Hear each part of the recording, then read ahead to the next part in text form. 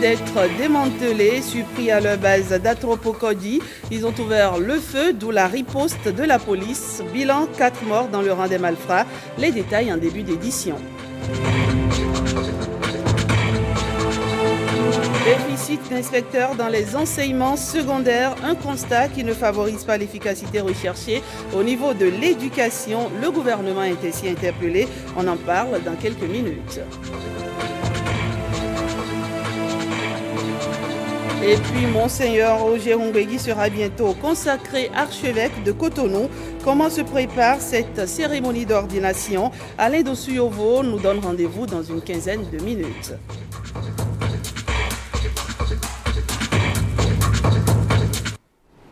Voilà, à nouveau bonsoir. Et je l'annonçais dans les titres, démantèlement d'un réseau de gangsters. Il s'agit du groupe de braqueurs ayant opéré dans les supermarchés Franprix, Mont-Sinaï et à la poissonnerie Sol des Anges.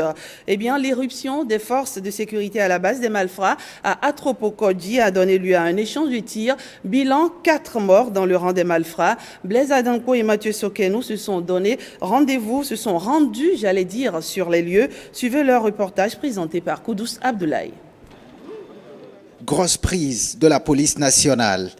4 présumés braqueurs, désormais hors d'état de nuire.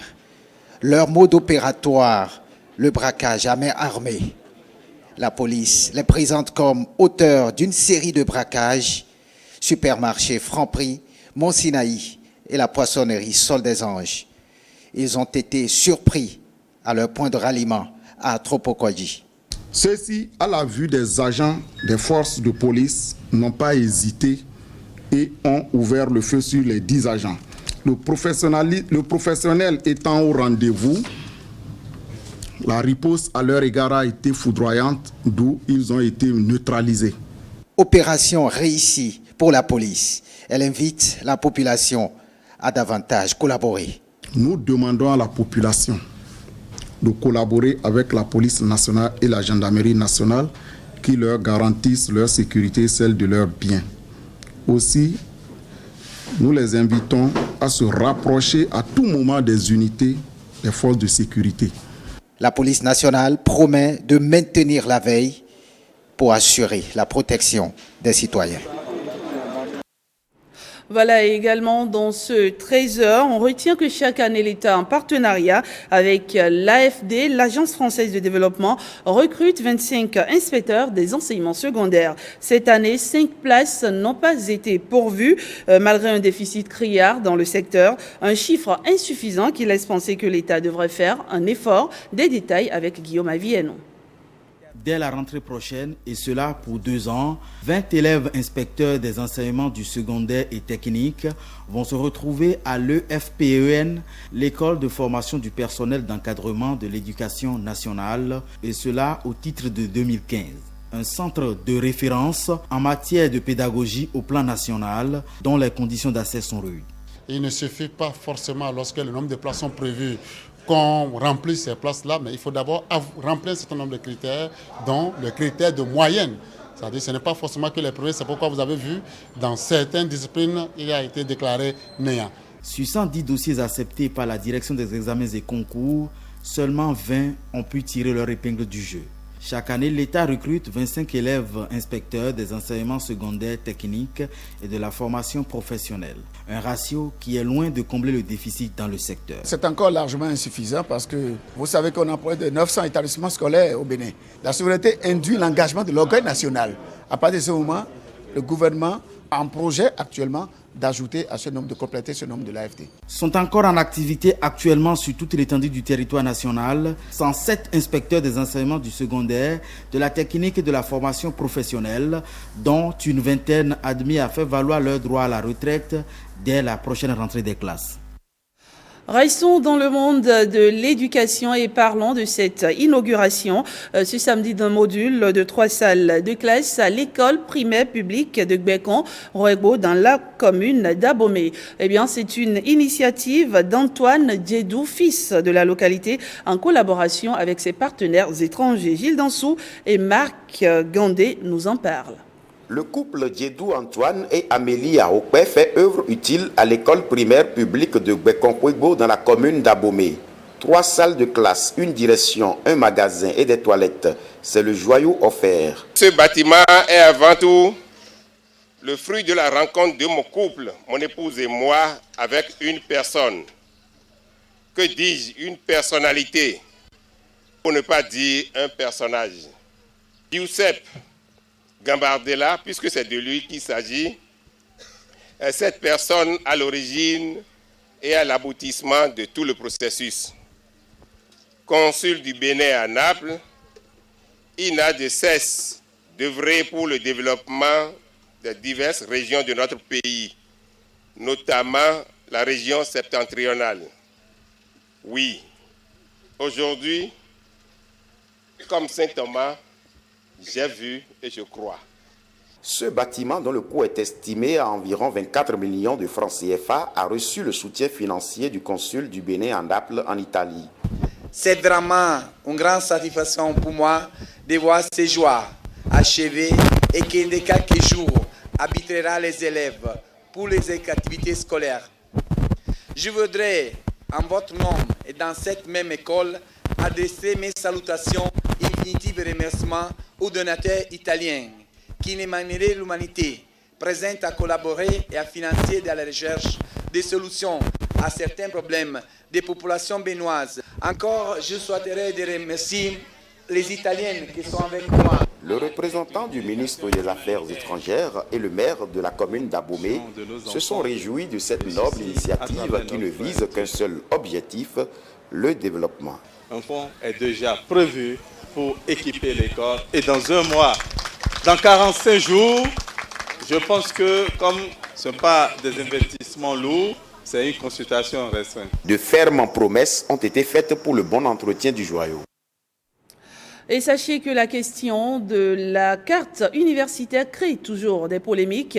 Davantage de précisions dans cet élément réalisé par l'antenne régionale de l'OETB à Porto Novo.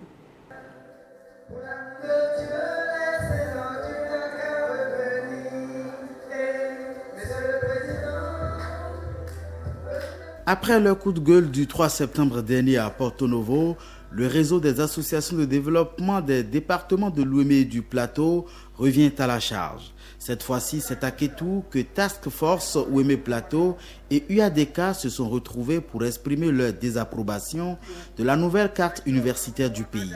Une carte qui supprime l'université thématique d'agriculture de Kétou et transforme l'université de Porto Novo, jusque-là pluridisciplinaire, en une université thématique d'agriculture. Une décision du gouvernement de la rupture qui pourrait menacer la cohésion et la paix sociale, pense-t-on. Comment comprendre que pour justifier la suppression de l'UAK, le gouvernement parle d'une certaine rationalisation des moyens de l'État et dans le même temps, il confirme l'entièreté de l'université d'Abomey créée bien après celle de Kétou. Dans le même temps, ce même gouvernement crée de nouveaux centres, universités et instituts ailleurs, à Komassé et à Savalou, pour ne citer que ces deux-là. Quelle est la logique de rationalisation des moyens dont le gouvernement veut nous parler? Depuis l'annonce officielle de la nouvelle carte universitaire du Bénin par les autorités, les associations Task Force Ouémé Plateau et l'Union des associations de développement de Kétou semblent être restées dans leur logique. Il n'est pas question qu'on change ni de statut ni de dénomination aux deux centres de formation publique du supérieur des deux départements. Ces associations considèrent que 2 points sont non négociables, à savoir l'université de Porto doit rester pluridisciplinaire et à sa place.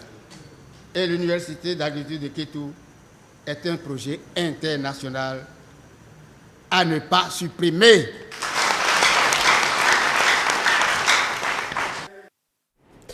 Et plusieurs localités, on retient que plusieurs localités de la commune d'Alada bénéficient de la générosité de l'association M5 pour l'enfance. C'est à travers la réalisation d'infrastructures socio-communautaires en partenariat avec la Fondation Adjavon Sébastien Germain. Aurélie Sauton pour les détails. Les populations d'Ayakwata Centre et d'Ayakwata Agomé, autrefois confrontées à d'énormes problèmes d'accès à l'eau potable, peuvent désormais pousser un ouf de soulagement. Les 2 bonnes fontaines mises en service ce mardi leur sont gracieusement offertes par l'association MJ pour l'enfance. Je me suis rendu compte au fil de mes visites que l'eau c'était un gros problème pour votre pays.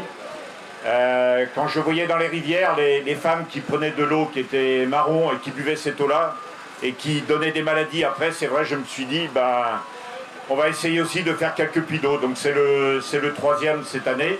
Cette œuvre est le fruit de la coopération entre l'association donatrice et la fondation Adjavon Sébastien Germain. Cela fait déjà plus de 2 ans qu'ils travaillent à nos côtés à soulager les peines des populations béninoises. Il faut que les femmes soient aux aguets, que dès qu'il y a un petit problème, qu'on soit en mesure de réparer ça. Au nom de la population, au nom du chef d'arrondissement et à mon nom personnel, je vous dis merci, merci et merci. Car celui qui vous donne de l'eau vous a donné la vie. La délégation a également effectué une visite sur le chantier de construction d'un module de 3 classes à l'école primaire publique d'Adjadji Zungbomé. Une réalisation d'environ 18 millions de francs CFA. Et ici, quand je suis arrivé à visiter là, en début d'année le site, et j'ai vu les paillotes et dans quel état elles étaient, je n'ai même pas hésité une seule seconde de prendre la décision de faire rapidement donc, cette école. Bon, elle était prévue pour être inaugurée cette semaine. Il y a un peu de retard dû à conditions de route, ça a pris un peu de retard le remblai au départ. Tous les donateurs sont vraiment fiers de voir les dons, même s'ils ne sont pas suffisants, mais les dons mis en application et voir ces enfants qui vont pouvoir démarrer l'école très rapidement. À l'instar d'Alada, plusieurs autres communes du Bénin bénéficient de la générosité de l'association MJ pour l'enfance à travers la construction de salles de classe, des maternités et dispensaires, des adductions d'eau villageoise et bien d'autres réalisations pour l'amélioration des conditions de vie de nos populations. Et on va à présent dans le Nord. On note que le programme d'appui à l'éducation et à la formation des enfants exclus du système éducatif forme ces animateurs pour leur permettre d'être plus efficaces donc au cours de la rentrée scolaire 2016-2017. C'est la commune de Kandi qui a accueilli l'édition 2016 de cette session de formation. Nouroudine Safara et Olviga Mensan. Ils sont nombreux, les enfants de 9 à 15 ans, à être exclus du système éducatif dans les départements du Borgou et de la Liborie. Le programme d'appui à l'éducation et à la formation des enfants exclus du système éducatif, financé par la coopération suisse, offre une chance à ces enfants dans les 2 départements. Ce programme, le PAEFE, vise, entre autres, à apprendre à lire, à écrire, à calculer et à acquérir des compétences dans sa langue maternelle et dans la culture scientifique contenue dans les programmes de l'école primaire classique du Bénin. À développer des aptitudes et des connaissances sur des métiers porteurs, à contribuer à la valorisation des langues et de la culture nationale et à terme à passer le certificat d'études primaires au bout d'un cursus de 4 ans. À la veille de chaque rentrée scolaire, le programme procède à la formation des formateurs de ces enfants. L'organisation de cette session de formation rentre en ligne droite avec la vision de l'éducation pour tous et des objectifs du développement durable qui est d'assurer une éducation de qualité à tous les enfants, filles et garçons, sans distinction. Après une première phase réussie dans 7 communes du département du Borgou, le programme s'étend au département de la Liborie. Les déscolarisés, les non scolarisés, on n'en compte pas milliers. C'est vous dire que nous accueillons votre programme à juste titre pour nous venir au secours dans la mesure où PAEFE offre des alternatives d'éducation et de formation professionnelle à ceux-là qui sont en marge du système éducatif que nous connaissons. Le programme d'appui à l'éducation et à la formation des enfants exclus du système éducatif pourrait, s'il est bien conduit dans la Liborie, mettre fin ou tout au moins réduire le phénomène des enfants talibés condamnés à la mendicité et aux travaux champêtres au profit de leurs maîtres coraniques qui les exploitent. Toujours à Kandi, on parle de cette campagne de don de sang, une initiative du quotidien L'événement précis en partenariat avec l'état-major général de l'armée Nouroudine Safara et Olviga Messan. Personnel militaire et journalistes se donnent la main pour sauver les patients dans le besoin de sang. Ce mariage entre l'armée et les médias vient réduire les cas de décès liés au manque de sang dans les formations sanitaires de Kandi. Nous traversons une période intense de manque de sang dans nos hôpitaux. Et cette absence de sang fait que nous avons des décès, des femmes enceintes qui meurent faute de sang, des personnes qui ont besoin d'une injection pour avoir la vie sauve, qui, en l'absence de ce liquide précieux, meurent parce que des dispositions n'ont pas été prises en amont. Et donc, c'est pour combler ce déficit que, avec les forces armées béninoises et les médias, nous avons entrepris de conjuguer nos efforts pour contrer le danger. Aujourd'hui, même si nous sommes militaires, nous faisons partie de la population. Donc, au-delà des missions régaliennes qui nous sont confiées, nous devons aussi sauver des vies humaines. La preuve que même hier, une dame qui voulait accoucher avait besoin du sang, donc on a dû envoyer un lieutenant là-bas, un officier, qui était du même groupe pour sauver la dame. Journalistes et militaires passent chacun pour donner un peu de son sang pour permettre à l'hôpital de zone de Kandi, qui n'avait plus du tout de poche de sang en réserve, de faire un stock. L'événement précis vient de lancer un défi par rapport au département de la Liborie. Je demande à toutes les structures de venir voir comment ça se passe. Parce que les gens n'aiment pas donner dans le département de la Liborie. Là, dans mon frigo, là, j'avais 0 poche, sans vous mentir. Mais j'apprécie cette initiative-là. Parce que donner le sang, là, c'est sauver les vies humaines. Les responsables de l'événement précis ont parcouru plus de 600 km pour venir donner l'exemple et les populations de Kandi vont certainement leur emboîter le pas. Le compte à rebours a commencé plus que quelques jours et Monseigneur Roger Rumbegui sera consacré archevêque de Cotonou. La cérémonie d'ordination du nouveau coordonnateur des diocèses, la province ecclésiastique de Cotonou, aura lieu samedi prochain sur l'esplanade du Palais des Congrès à Cotonou. Comment se prépare l'événement? Suivant les précisions dans ce reportage signé Alain Dosuyovo.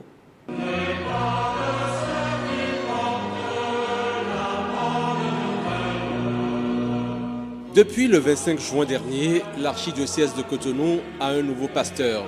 Monseigneur Roger Rumbegui a été nommé par le pape François pour succéder à Monseigneur Antoine Gaillet, qui a atteint en 2013 la limite d'âge de 75 ans. Et conformément au droit canon, ce dernier a assumé ses charges jusqu'à la nomination de Monseigneur Roger Rumbegui, qui doit impérativement être consacré 3 mois après sa nomination. L'événement est prévu pour samedi prochain sur l'esplanade du Palais des Congrès de Cotonou. C'est ici que le sacre aura lieu le 24 à partir de 9h30. Le premier consécrateur, c'est le cardinal Sarr, l'archevêque émérite de Dakar. Il sera assisté du nonce apostolique, Monseigneur Bayan, qui est ici, et de Monseigneur Antoine Gaillet. Voilà les 3 consécrateurs. Le comité d'organisation est donc à pied d'œuvre depuis 2 mois. Il sera sacré le 24 et le 25 dimanche à la cathédrale à 10h. Il aura la messe d'intronisation et de l'imposition du pallium. Et à l'occasion, toutes les composantes du peuple de Dieu de Cotonou iront faire l'obédience. La cérémonie solennelle d'ordination de Monseigneur Roger Rumbegui sera inscrite en lettres d'or dans les annales de l'histoire de l'Église-famille catholique du Bénin. C'est la première fois que l'archidiocèse de Cotonou verra son pasteur ordonné, sacré, sur son territoire. Sinon, avant, c'est des évêques sacrés ailleurs qu'on amène ici. Bon. Donc, le cardinal Gantini, qui a été le premier archevêque noir à occuper le siège métropolitain de Cotonou, il a été sacré à Rome. Donc, on l'a accueilli ici.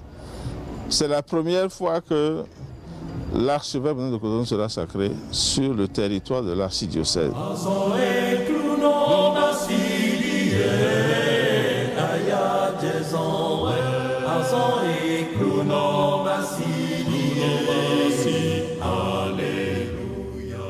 La fièvre monte déjà, le peuple de Dieu du Bénin, et plus précisément les catholiques de l'archidiocèse de Cotonou, vivront dans les détails la cérémonie d'ordination épiscopale de Monseigneur Roger Rongwedji. Il sera le successeur de Monseigneur Antoine Gaillet et le 8e archevêque de Cotonou. Et on prend donc rendez-vous avec Alain Dossiovo, c'est dans quelques jours. Et vous le savez, on a célébré hier la Journée internationale de la paix. Le secrétaire général de la Confédération syndicale des travailleurs du Bénin donne ici sa conception du mot paix. Écoutons un extrait de son message. Il est au micro de Cécile Ondé et Mathieu Sokeno. Les conflits sociaux, faites attention, les conflits sociaux préparent aussi la paix. Et la paix ne peut arriver que si, principalement, les dirigeants, les gouvernants prennent la mesure de leurs responsabilités pour savoir qu'ils sont au service d'une nation, au service d'un peuple. C'est pourquoi j'exhorte pour cette journée à une réflexion sur l'application des différents textes de droit pour les travailleurs et les peuples. J'exhorte les gouvernants à ne pas faire des pressions inutiles sur les peuples, à ne pas créer des tensions inutiles aux populations et aux travailleurs. Si les travailleurs et les peuples ont droit à quelque chose, il faut le leur remettre. C'est le gage essentiel et important pour la paix. Religion toujours, et on parle à présent de la 47e convention annuelle de l'église Foursquare qui s'est achevée ce dimanche à 7h, c'est dans la commune de Didia. Les fidèles ont pendant 7 jours médité autour du thème « Levons-nous et bâtissons pour la gloire de Dieu ». Gilles Dansou et Marc Gandé pour Le Point. Ils sont venus des différents départements du Bénin et même de l'extérieur pour prendre part à cette convention annuelle, la 47e du genre de l'église Foursquare. Des moments de prière et de louange à l'éternel Dieu Tout-Puissant. Mon cœur se traîne de joie, d'autant que cette convention, vous en doutez, aura été un formidable rendez-vous avec le divin Créateur à travers le thème assez évocateur tiré du livre du prophète Néhémie au chapitre 2, verset 18. Levons-nous et bâtissons pour la gloire de Dieu. Je voudrais croire et affirmer ici que nous avons tous suivi avec une attention aiguë les divers orateurs dans leur développement sur les multiples facettes du sujet qui nous a rassemblés cette semaine. Je voudrais croire et affirmer haut et fort que nous avons tous été bénis et abondamment transformés pour impacter désormais notre environnement immédiat et lointain. Restez attachés à la parole de Dieu pour que sa mission s'accomplisse. J'encourage les fidèles de vivre profondément ce que Dieu a fait et que ce ne soit pas un événement, mais un style de vie, de croire dans un Dieu qui pourvoit. Regardez vers Dieu, pas vers les uns. honore les hommes, mais regarde vers Dieu. C'est lui qui est notre source. Cette rencontre a été une rencontre d'échange, de donner et de recevoir, qui a fait grandir les fidèles dans la foi, en esprit. Et beaucoup de dimensions de la vie ont été aussi développées au cours de cette participation. Et notre souhait que les années à venir, que le Seigneur, le Dieu Tout-Puissant, puisse encore faire des exploits en notre sein. Dieu est célébré ici dans toute sa grandeur. Et retenez dans la suite de cette édition que le Bénin organise l'édition 2017 de la tranche commune entente. Réunis à Cotonou ces 3 jours, les directeurs généraux des loteries nationales des pays membres du Conseil de l'entente ont fait des recommandations relatives à l'organisation du tirage. C'est au cours de leur 48e réunion. Images et son. C'est une réunion statutaire, la réunion annuelle des directeurs généraux des loteries nationales des pays membres du Conseil de l'Entente. Celle de 2016, la 48e, a permis de faire le bilan de l'édition 2016, des échanges d'expériences, l'adoption de recommandations, mais surtout l'amélioration du concept de la tranche commune entente. L'édition 2016 était un ticket qui pouvait être détaché en 2 parties. Donc une partie qui servait pour le grattage, comme on le dit, et des lots instantanés, et l'autre partie qui porte des numéros pour le tirage. Nous nous sommes rendus compte un peu que la clientèle, vu le temps d'attente pour le tirage, égarait ses tickets. Donc nous avons pris la résolution de faire des tickets à coupon unique, avec un format qui leur permet de les conserver. Et au plan communication, nous allons tout faire pour les rappeler afin qu'ils n'égarent pas les tickets, qu'ils n'oublient pas qu'ils ont gagné. En 2016, la tranche commune entente a permis d'injecter environ 630 millions de francs CFA dans l'économie des 5 pays de l'Union. En plus des retombées sociales et touristiques, elle demeure un élément intégrateur qui favorise le brassage entre les peuples et la solidarité agissante. Tout ceci sera une réussite si nous continuons à nous engager dans la voie de l'innovation qui place le client au centre de nos réflexions et de nos actions. En saluant les pères fondateurs du Conseil de l'Entente, le représentant du ministre des Finances et de l'Économie a invité les directeurs généraux à perpétuer le concept tranche commune entente. Je vous invite à perpétuer la tradition comme vous savez le faire, en créant pour 2017 un conseil qui intègre les attentes réelles de nos populations, sans lesquelles l'idéal de l'intégration et du développement par la solidarité ne serait que fait. Donc c'est une réunion pour la pérennisation d'une vision. La tranche commune entente date de 1970. Elle est aujourd'hui vieille de 46 ans. Et on termine ce 13h par ce sujet réalisé par nos reporters Ulvaeus Balogun et Wenceslas Royaumont sur la fin de Plume Vacances 2016. Il faut dire que c'est une initiative du journal Le Progrès qui ouvre ainsi ses portes aux jeunes désireux d'apprendre ou d'exercer le métier de journaliste. C'est une séance de remise d'attestation qui a sanctionné la formation qui a duré 2 mois.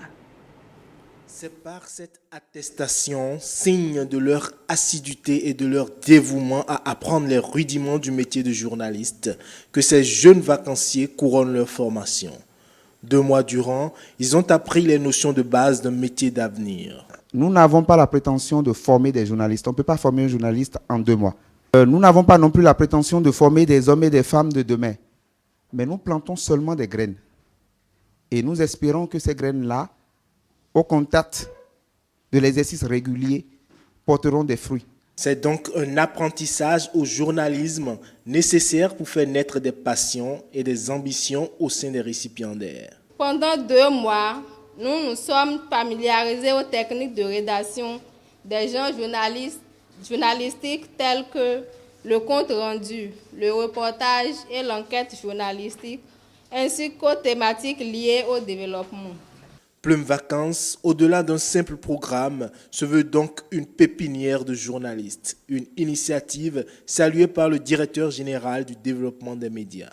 Je voudrais vous dire que vous n'avez pas fait un mauvais choix que de vouloir venir entrer dans ce métier, de vouloir faire cette expérience. Parce que notre métier, c'est l'un des rares métiers qui nous donne tout, qui donne assurément la gloire ou les glorioles, si l'on veut, parfois aussi les servitudes, qui donne donc la reconnaissance. Quand vous passez dans la société, si vous êtes excellent dans ce métier, on dira, comme disent les latins, des gens bien, ecce homo, voici l'homme. On vous reconnaît. Et il n'y a pas plus grande gloire que d'être reconnu parmi 1 million, parmi 2, parmi 3, parmi 10 millions. À travers Plume Vacances 2016, ces jeunes vacanciers ont donc acquis des connaissances dans le domaine des médias, de quoi certainement les décider dans leur choix de carrière. Et c'est la fin de cette édition. Je vous remercie de l'avoir suivi. Excellent après-midi à tous et à très vite.